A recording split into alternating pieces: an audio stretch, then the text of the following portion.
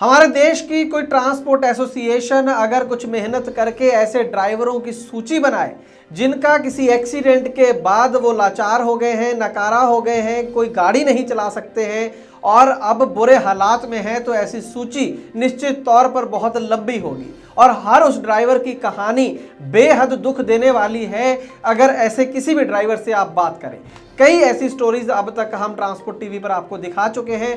आज की स्टोरी भी ऐसे ही एक ड्राइवर की है, लेकिन इसके साथ ही हम बात करना चाहेंगे कि अगर उसका मालिक चाहता तो उसकी हेल्प कर सकता था और वो इतने बुरे दौर में आज ना होता। आज ना सिर्फ वो अपनी गाड़ी चलाने के नाकाबिल है, बल्कि लाखों के कर्जे के नीचे भी वो आ गया है। कौन है ड्राइवर और कौन है इसका मालिक और क्या गलती की है इसके मालिक ने जिसकी वजह से ये इतने बुरे हालात में आज पहुंच चुका है। दूंगा ये तमाम जानकारी आपको आज की इस खास ग्राउंड रिपोर्ट में एक छोटे से कमर्शियल के बाद। हेलो, मेरा नाम हेमंत है। मैं हिमाचल प्रदेश डिस्ट्रिक्ट चंबा से हूँ। मैं पिछले 2 साल से ट्रांसपोर्ट टीवी से जुड़ा हुआ हूँ और ट्रांसपोर्ट टीवी से जुड़ के मुझे बहुत कुछ सीखने को मिला है, क्योंकि ये एक ऐसा प्लेटफॉर्म है जो कि हमें ट्रांसपोर्ट बिजनेस करने में बहुत हेल्प करता है। और इसी से प्रभावित होकर मैंने अपनी सभी गाड़ियों की जो इंश्योरेंस है वो ट्रांसपोर्ट मॉल से करवाई है, जो कि मुझे एक सिक्योर बिजनेस करने में बहुत हेल्प कर रहा है। ट्रांसपोर्ट टीवी पर आपका स्वागत है। मैं हूं मनिंदर सिंह और आप देख रहे हैं ground report. Parvez Ahmed driver हैं, जम्मू कश्मीर के रामबन के ये रहने वाले हैं। हरियाणा की गाड़ी है रजिस्टर्ड, जो ये चलाते थे भारत बेंज 12 चक्का गाड़ी थी। गाड़ी के मालिक हैं धीरज खन्ना, मनी माजरा चंडीगढ़ के ये रहने वाले हैं। खन्ना ट्रांसपोर्ट के नाम से इनकी कोई ट्रांसपोर्ट कंपनी है। लोड लिया गाड़ी ने, इसमें सेब लोड था। 13 सितंबर 2018 की ये घटना है, 2 साल पुरानी घटना है। नारकंडा हिमाचल से सेब लोड होता है। वेस्ट बंगाल में मगराहट नाम की एक जगह है, कोलकाता से 100 किलोमीटर दूर, वहाँ पर ये लोड जाना था। लेकिन अभी गाड़ी यूपी के अंदर ही थी, घातमपुर नाम की जगह है, वहाँ पर इस गाड़ी का 16 तारीख को 3 दिन बाद एक्सीडेंट हो जाता है। 16 सितंबर 2018 को शाम को 6 बजे। एक्सीडेंट काफ़ी गंभीर होता है, गाड़ी का भी काफ़ी ज़्यादा नुकसान उसमें हो जाता है। 10-15 लाख का बताया जाता है उसमें नुकसान था। किसी एक और गाड़ी के साथ इस गाड़ी की टक्कर हुई थी जिसके अंदर बजरी लोड थी। वो उस गाड़ी का जो ड्राइवर है बताया जा रहा है काफ़ी रैश ड्राइविंग वो कर रहा था, काफ़ी तेज़ थी गाड़ी, रॉन्ग साइड आ रहा था, जिस वजह से एक्सीडेंट हुआ। चलिए जो भी हुआ, एक्सीडेंट हो गया, गाड़ी का काफ़ी नुकसान हुआ और परवेज का काफ़ी ज़्यादा पर्सनल नुकसान हुआ। इसकी टांग पर बहुत गंभीर चोटें थी। सबसे पहले तो 16 ही तारीख को जिस दिन एक्सीडेंट हुआ, परवेज को कानपुर हॉस्पिटल लेकर गए, वहाँ पर उसको रेफ़र कर दिया वहाँ से कि आप चंडीगढ़ पीजीआई में ले जाओ 18 तारीख को। उसके बाद पीजीआई चंडीगढ़ में उसका इलाज हुआ। सरकारी हॉस्पिटल होने के बावजूद भी काफ़ी ज़्यादा उसका खर्चा आया। बताया जा रहा है कि 3 महीने तक वो पीजीआई के अंदर एडमिट रहा। 6 ऑपरेशन हुए उसकी टांग के, 9 लाख रुपए खर्चा आया। जी हाँ, 9 लाख रुपए। और सिर्फ ब्लड बैंक का खर्चा, खून जो इतना ज़्यादा चढ़ाया गया उसका खर्चा ही 5 लाख रुपए था। और 14 लाख रुपए का खर्चा होने के बाद भी जो उसकी टांग थी वो काटनी पड़ी परवेज। परमानेंट डिसेबिलिटी हो गई। आप समझ सकते हैं कि एक ड्राइवर के लिए या किसी भी आम इंसान के लिए उसकी एक लात की कीमत क्या है। यहाँ तक हम ये कह सकते हैं कि देखिए, ट्रांसपोर्ट का काम ही ऐसा है, एक्सीडेंट किसी के साथ भी हो सकता है, नुकसान किसी का भी हो सकता है। लेकिन जो बड़ा मुद्दा हम यहाँ पर डिस्कस कर रहे हैं वो ये है कि उसके बाद क्या हुआ, उसके बाद क्या होता है ड्राइवर्स का। सरकार की तो ऐसी कोई स्कीम है नहीं, वेलफेयर स्कीम के भाई आपको कोई 10-15 लाख रुपए मिल जाए और आपकी बाकी की ज़िंदगी कुछ आराम से कट जाए, ऐसा तो कुछ है नहीं। इस केस के अंदर जो गाड़ी मालिक था, जो धीरज जी हैं, उन्होंने बताया जा रहा है कि 2 बार पेमेंट करी, एक बार 40,000 रुपया और एक बार 20,000 रुपये, कुल 60,000 रुपये की मदद की गई। लेकिन 14 लाख रुपए का तो खर्चा आ गया और उसके बाद भी ज़िंदगी जीनी है बंदे ने। 4 इसके बच्चे हैं, चारों स्कूल में पढ़ते हैं, वाइफ है उनकी, तो 6 जने हैं घर में, उनका खर्चा भी कैसे चलना है। लेकिन यहाँ पर ये बात भी सही है कि गाड़ी मालिक की भी इतनी औकात नहीं होती है कि वो इतनी ज़्यादा कॉम्पनसेशन दे दे ड्राइवर की फैमिली को कि भाई उनका गुजारा चलता रहे। बात समझ में आती है। लेकिन इसीलिए सरकार ने कानून बनाए हैं, इसीलिए गाड़ी का बीमा करवाया जाता है, जो कि इस केस में था।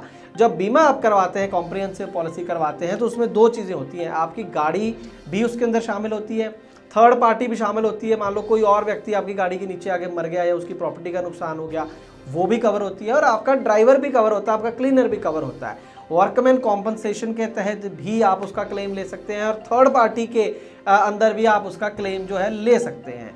बात सिर्फ इतनी सी होती है कि उस समय ड्राइवर तो देखिए हॉस्पिटल में और उसकी फैमिली इतनी पढ़ी लिखी होती तो फिर वो ड्राइवर क्यों बनता। तो वहाँ पर रोल आता है गाड़ी मालिक का। गाड़ी मालिक को गाइड करना चाहिए और करते भी हैं। नॉर्मल केसेस में गाड़ी मालिक हेल्प करते हैं ड्राइवर की। उसके अंदर क्या होता है कि ड्राइवर की तरफ से एक एप्लीकेशन होती है, वो जो है वो गाड़ी मालिक को ये लिखता है कि मुझे क्लेम दिया जाए, और वो उसको क्लेम जो है अपनी जेब से नहीं देना, उसकी बीमा कंपनी जो है उसको क्लेम देती है। तो एक प्रोसीजर बना हुआ है जो गाड़ियों के बिजनेस में उनको पता है, ये कोई नई चीज़ नहीं है, कोई बहुत मुश्किल चीज़ नहीं। लेकिन इस केस के अंदर समझ से परे है कि गाड़ी मालिक ने कोई भी मदद जो है इस तरीके की सिर्फ सलाह देनी थी, प्रोसीजर फॉलो करना था, वो नहीं किया। उस गाड़ी मालिक ने, इस केस में बताया जाता है कि खुद अपनी गाड़ी का क्लेम ले लिया है, कई लाख रुपए, 10-12 लाख रुपए शायद उससे ज़्यादा उसको क्लेम मिला है, ऐसा बताया जा रहा है। और ये भी बताया हमें जो ड्राइवर है परवेज़, उन्होंने कि जो इनिशियल FIR दर्ज करवाई गई थी उसके अंदर FIR में गाड़ी मालिक ने ये लिखवाया कि किसी लाइफ का नुकसान नहीं हुआ, कोई जानी नुकसान नहीं हुआ है और किसी की प्रॉपर्टी का लॉस भी नहीं हुआ है। कहने का मतलब पहली FIR ही गलत हो गई। उसके बाद जब ये सब कुछ संभले, जब थोड़ा चलने लायक हुए परवेज़, तब उन्होंने चेक किया कि भाई मेरे क्लेम वगैरह का क्या होगा।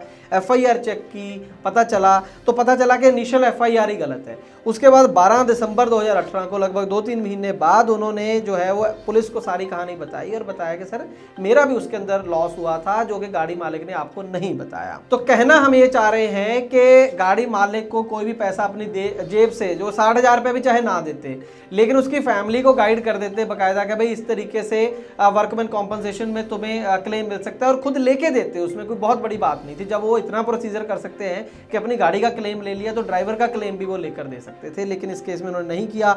हमारी टीम ने उनसे बात भी की, खन्ना साहब से, कि सर इसमें तो कोई खास बड़ी बात नहीं थी, आपने मदद क्यों नहीं की। उनका कहना था कि ड्राइवर लोगों को सब पता होता है, इसमें मेरे लायक कुछ करने को नहीं था, वो अपने आप कर सकते थे, उनका वकील था, ये था, वो था। अब आप ये एटीट्यूड तो खन्ना साहब बिल्कुल ही सूट नहीं करता है। अगर भगवान ने आपको इतना दिया है कि आप गाड़ियों के मालिक हैं, अगर वो इससे लायक होता तो फिर वो कॉम्पनसेशन ले लेता। आपका फर्ज बनता था, अगर अपनी जेब से नहीं देना तो कम से कम उसको गाइड कर देते। उसके बाद कोर्ट ना देती, कोई और गड़बड़ हो जाती तो एक अलग विषय था, लेकिन शुरू में ही आपने अपनी गाड़ी को तो अपना समझा, लेकिन अपने ड्राइवर को अपना नहीं समझा।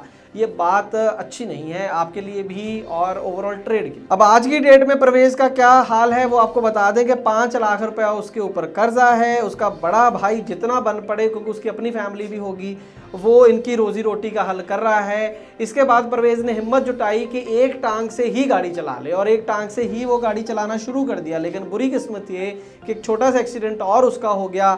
उस समय वो गाड़ी में नहीं था, पैदल चल रहा था, तो किसी ने गाड़ी चढ़ा दी उसके दूसरे पैर के ऊपर। तो आजकल वो उसका इलाज भी करवा रहा है। उम्मीद है जल्दी वो ठीक हो जाएगा। अगर आपको लगे इंसानियत के नाते कि आपको हेल्प करनी चाहिए परवेज़ की, क्योंकि किसी के साथ भी ऐसा हो सकता है, तो आप उसके अकाउंट में पैसा डाल सकते हैं और स्क्रीनशॉट जो है हमारे साथ भी शेयर कर सकते हैं।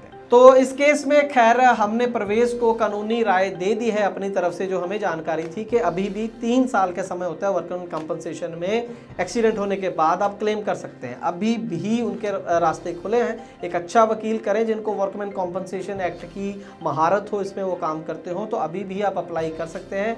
अभी भी आपको जो है कॉम्पनसेशन इसके अंदर मिल सकता है। तो हम उम्मीद करते हैं कि परवेज़ अपने हौसले से, आप लोगों की मदद से दोबारा फाइनेंशियली, वित्तीय हालत में अपने पैरों पर जरूर खड़े होंगे। इसी उम्मीद के साथ हम आपसे फिर गुजारिश करते हैं कि परवेज़ की जितनी हो सके दिल खोलकर जरूर मदद करें। ट्रांसपोर्ट मॉल ने शुरू कर दी है क्लेम हॉटलाइन। अगर आपने बीमा पॉलिसी ली है ट्रांसपोर्ट मॉल से और हो जाए कोई दुर्घटना, तो आप कभी भी इस क्लेम हॉटलाइन पर फोन कर सकते हैं। जैसे ही आप ट्रांसपोर्ट मॉल से बीमा पॉलिसी खरीदेंगे, आपको हॉटलाइन का ये नंबर दे दिया जाएगा, और ये नंबर 12 महीने, 30 दिन और 24 घंटे खुला रहेगा। तो अब क्लेम की चिंता छोड़ें और बीमा करवाएं सिर्फ ट्रांसपोर्ट मॉल से। ट्रांसपोर्ट टीवी को YouTube पर अभी करें सब्सक्राइब और दबाएं बेल आइकन।